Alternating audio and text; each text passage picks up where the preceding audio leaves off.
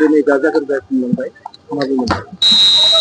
बेयो दिनै जों बयनिबो थाखाय मोनसे गोग्गाथाव सान जे दिनैनि सानखौ सरकाराबो जोंखौ बाथौ सिबिनायनि थाखाय बन्द माने होनाय जादों बा टटेल हलिडे मोनो।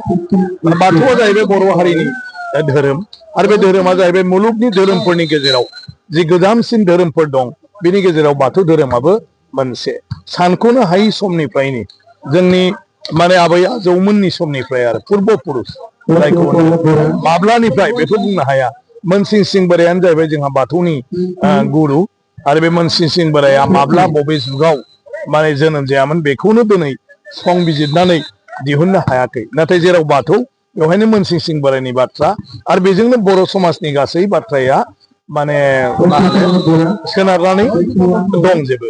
दा दिनैनि सानखौ जयैनो माने बर' हारिया जायफ्रा बाथौ सिबियारि सानसेयावनो बाथौखौ बयबो सिबिनाय, बाथौखौ जों बयखौबो दिनै सोरजिनायजों लोगोसे जोंखौ आलो गोजोन रायजो जाहोनाय जोंनि जिउनि मोनफ्रोमबो मोजां हाबानि थाखाय साबायखर बावनाय आरो बिनि उनाव जिखिनि जोंनो बायदिसिना इसोरा होदों आफा बोराइ बाथौ होदों बेखौ दिनै जोङो बावथाय हिसाबै बावनाय बे हाबाफारिखौ बे सानसेयाव खालामनाय जायो।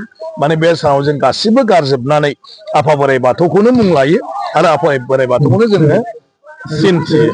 गतिके दिनैनि बे सानाव बयनिसिमबो आङो बाथौ गोथार साननि माने गाहाम हामलायनायखौ बावहरदों आरो आं मिजिंथिदों जे जेबायदि आफा बोराइ बाथौआ बे बर' हारिखौ बे धोरोम सिबिनायनि गेजेरजों बायदिसिना खैदां खैफोदखौ बारहोबोनानै दिनै बे अबस्थायाव लाबोबाय।